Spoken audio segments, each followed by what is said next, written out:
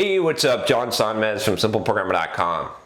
So I've been wanting to do a video. I was thinking about this topic about my genetics and how shitty they are, actually, how bad they are, honestly. And the reason why I want to talk about this topic, and I'll tell you, that I've got a lot of things that I'm disadvantaged in that you might not realize because I've had to overcome them, is because I hate when people use this as an excuse, right? Because I don't think it's a very good excuse. In fact, what I think about this is that your genetics, like your natural abilities, they're like, if you're playing D&D, let's say, D&D, right? Okay, they're like the stats, or let's say an RPG. They're like your initial stats. Maybe you're blessed with a strength of 18, an intelligence of 18, and maybe you have a charisma of 4. Right? Whatever it is, you've got some initial basic stats, right? Now, if you've played D&D or if you've played an RPG, I know some people. I used to play, D&D back in the day. Yes, I did. And there were these guys, you know them if you played the game. They're constant stat rollers, right? So they'll just spend like all day, like you're starting a new campaign, and they'll re-roll their stats into like 1,000 times. They'll spend hours re-rolling their stats until they get that 18/100 strength or whatever it is, or they get they get the perfect set of stats. They get 4 18s or something like that, and what ends up happening, if you've played, is the DM, the Dungeon Master, gets pissed off because they're wasting everyone's time, and their character dies within like the first hour of adventuring, right? And if you've played an RPG, if you haven't played actual D&D, but you've played an RPG, you know that those stats don't mean crap. What actually matters is the levels that you gain and the equipment that you gain afterwards. And so if you think about it, your genetics are kind of what you start with. You're starting intelligence, you're starting strength, and all of these things. Those are kind of like your stats, okay, in life. And a lot of people pay a lot of attention to those, but that's not what actually matters. At the very beginning, early on, when you don't have skills, when you're level 1, when you don't have equipment, those stats make a difference, right? You're really good at art and someone else isn't, blah, you whoop them in grade school, okay? You're really good at athletics and someone else isn't because you have a natural ability, blah, you whoop them in grade school, right? But as soon as you start to develop the skills, and that other person develops skills over their life, what ends up happening is that those initial starting stats, they don't actually matter that much at all. In fact, they tend to be a handicap, I believe. I think your strengths, your initial strengths, become your weaknesses because you take them for granted, whereas your weaknesses can become your eventual strengths because you have to work hard at those. You don't take them for granted. You actually level up in those. You develop those skills that are based around those things. So with that said, I promised I would tell you about my genetics so you can understand some of my deficiencies. Now, I think I'm fairly intelligent, but I'm not super intelligent. I'll tell you that as far as like computations, there's a lot of people way faster than me, way smarter than me that can do math and do computations. Sometimes I'll tell you honestly, like I am not good at telling time, analog time. It takes me longer than it should. I don't know my left from right very well. I have to think in my head, L left and then right. I can't just tell you which direction's right. I have to go left and then right first. I have to say left, right, and that's how I know right, okay? I'm not fast. I'm not fast mentally. I am not, right? I have a lot of wisdom.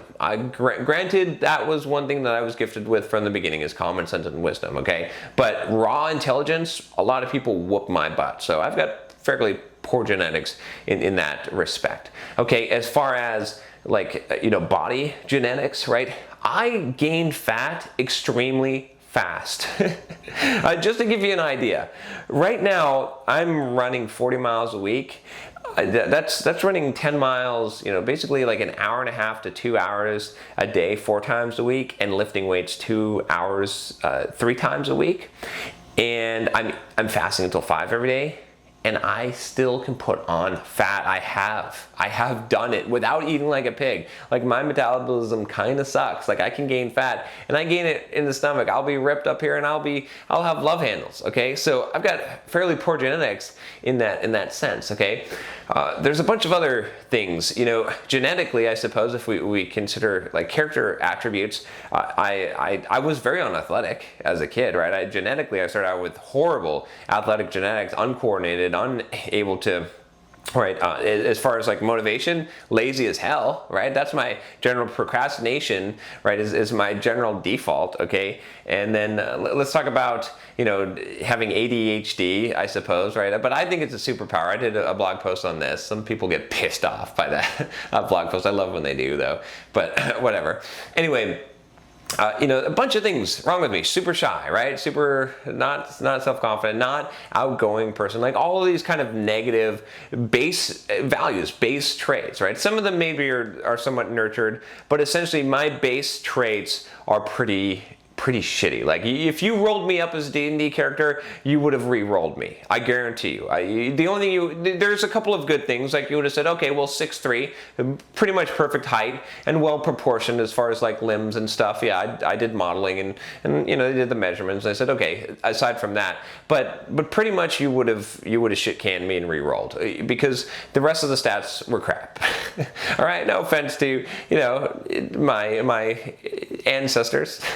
And whatnot, but that's just the truth. But I'll tell you what, maybe this was an attribute, but I tend to think that we have choice and free will. And let's not get into a discussion of that in the comments, please. Let's just not. But let's just say that I had determination.